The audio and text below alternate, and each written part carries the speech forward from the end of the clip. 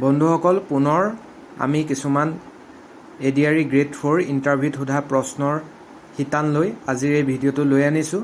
আপোনালোকে জানে যে গ্ৰেড 4 ইণ্টাৰভিউ বহুত শ্বিফ্টত read up to class 8 and read up to class 8 পোষ্টসমূহৰ বাবে অনুষ্ঠিত হৈ আছে আৰু যিহেতু কিছুমান সহজ প্ৰশ্ন সুধি আছেই আৰু তাৰ লগতে কিছুমান আচহুৱা যেন লগা বা কিছুমান আপোনালোকক জনাবলগীয়া প্ৰশ্ন আমি এই শিতানটোত লৈ আহিছোঁ। নিজৰ ডিষ্ট্ৰিক্টৰ উপায়ুক্তৰ নাম, নিজৰ ডিষ্ট্ৰিক্টৰ কিছুমান কথা, চক্ৰ বিষয়াৰ নাম, শংকৰদেৱ মাধৱদেৱৰ জন্মস্থান, জন্ম চন এইবিলাকতো আপোনালোকে চাবই, এইবিলাক প্ৰশ্ন সুধিয়ে আছে। গতিকে একেবিলাক প্ৰশ্ন আৰু ৰিপিট নাই কৰা আৰু কেইটামান কুৱেৰিজ সুধি আছে। বহুতৰ কি হৈছে, তেওঁলোকৰ নামত স্পেলিং মিষ্টেক হৈ আছে। বহুতে সুধি আছে এইটো কথা যে তেওঁলোক ৰিজেক্ট হ'ব নেকি। এফিডেভিট আপোনালোকে লগত ৰাখিব, কোনো ৰিজেক্ট নহয়।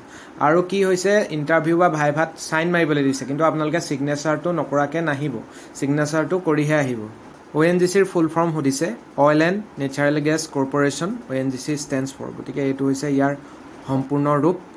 আৰু কিছুমান প্ৰশ্ন সুধিছে, এনেকুৱা সংক্ষিপ্ত ৰূপ আপোনালোকে ক'ব লাগিব। এটা জানিবলগীয়া কথা হ'ল যে ছেবা আৰু এছেক লগ লাগি ASSEB বুলি এখন নতুনকৈ বোৰ্ড গঠন কৰা হৈছে, যিটো আমাৰ দুয়োটা মেট্ৰিক আৰু হায়াৰ ছেকেণ্ডেৰী আগতে বেলেগ বেলেগকৈ অনুষ্ঠিত হয়, এতিয়া একেখন বোৰ্ডৰ আণ্ডাৰতে হ'ব।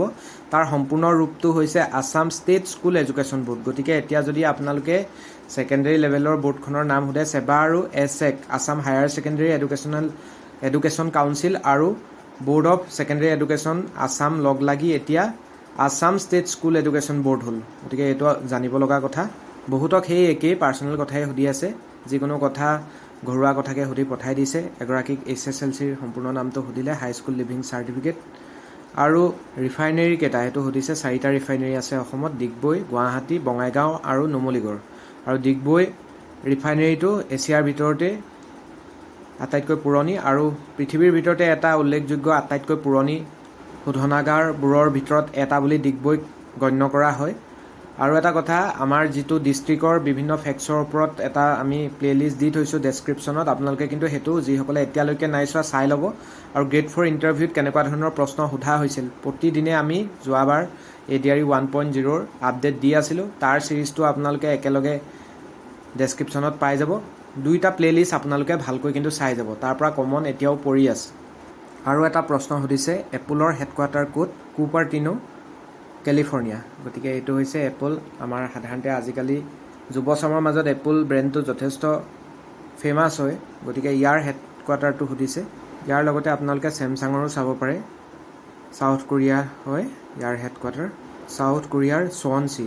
আৰু অসমীয়া গ্ৰন্থৰ ওপৰত কিছুমানক প্ৰশ্ন সুধিছে। শান্তনু কুলনন্দন, সাহিত্য একাডেমী বঁটা পোৱা এখন গ্ৰন্থ, ৰবি বৰমুদৈ লিখিছিলে। তেনেকুৱাকৈ আপোনালোকে দেওলাংখুই মনত ৰাখিব পাৰে, ৰীতা চৌধুৰীৰ, অসীমত যাৰ হেৰাল সীমা, ভুৱন মোহন বৰুৱা, এনেকুৱা ধৰণৰ যিখিনি ফেমাছ গ্ৰন্থ আছে দুই এক আপোনালোকে মনত ৰাখিব।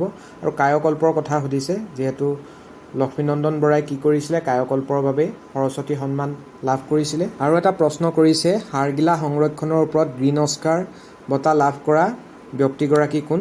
আপোনালোকে ফটোত যে দেখিছে, তেখেত হৈছে ডক্টৰ পূৰ্ণিমা দেৱী বৰ্মন।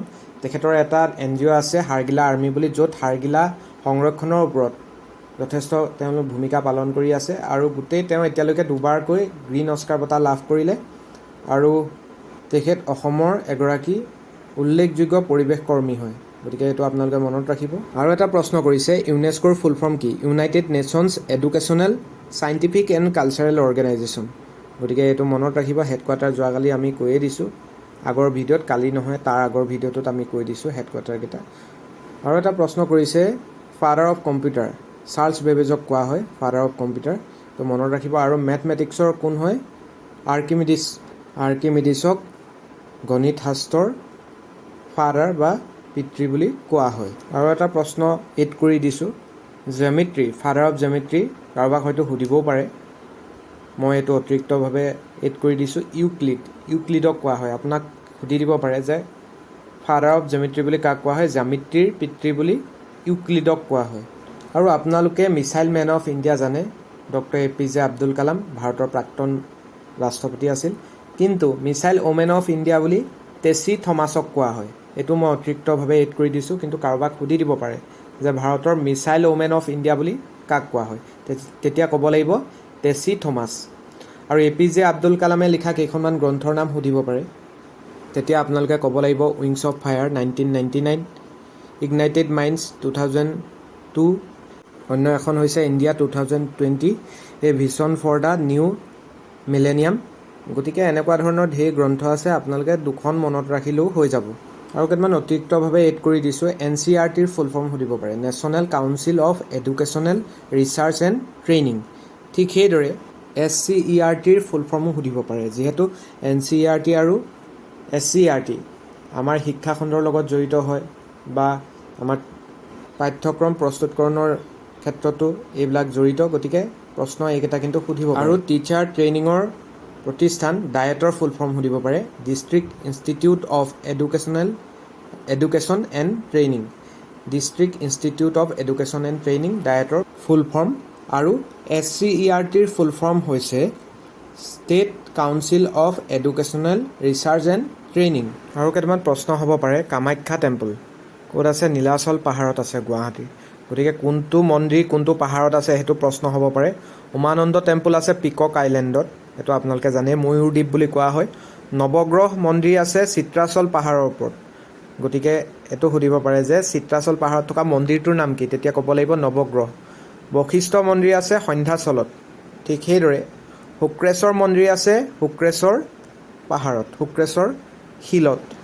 আৰু কেইটামান আপোনালোকে মন্দিৰৰ লোকেশ্যন মনত ৰাখিব পাৰে। হয়গ্ৰীৱ মাধৱ মন্দিৰ আছে হাজোত, পূৰ্ব তিৰুপতি শ্ৰী বালাজী মন্দিৰ আছে গুৱাহাটীত, বৰদোৱা থান আছে নগাঁৱৰ বৰদোৱাত, টিলিঙা মন্দিৰ আছে তিনিচুকীয়াত, মহামায়া মন্দিৰ আছে বগৰীবাৰী, অশ্বকান্ত টেম্পলো আছে গুৱাহাটীত, আৰু উগ্ৰতাৰা মন্দিৰ আছে গুৱাহাটীতেই লতাশিলৰ ওচৰত, আৰু মহাভৈৰৱ মন্দিৰ আছে তেজপুৰত। আৰু হয়গ্ৰীৱ মাধৱ মন্দিৰ থকা পাহাৰটোৰ নাম হৈছে মণিকোট পাহাৰ।